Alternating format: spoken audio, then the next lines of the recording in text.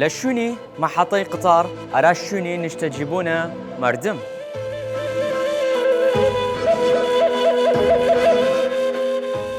گەڕەکی مەحەتەس یەکێکە لە کۆنترین شوێنە مێژوەگانە خانەقین.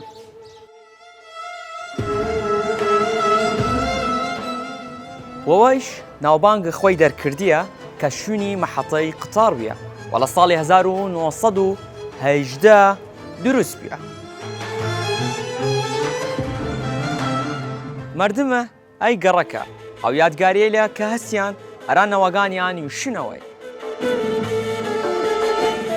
مەحەتە وسا ڕیگەی هاتوچۆی مردم بیە کەوا قتار چیانە جەلەولا و بەغداد و شارەکانی تر. و تێپەڕبوونی وەخت بێسە شوێنێ نیشتەجیبوونە مردم و تەنانەتیش بازرگانی وە خۆیەودیە. هەروەهاش شوێنێکی وەیەکەوژیانە مردمە کە کورد و عەرەب و تورکمانیش جەم کردیە. خانەقین دووەم شارە لە دوای بەغداد مەحەتەی قتار لەتی دروست کریاس.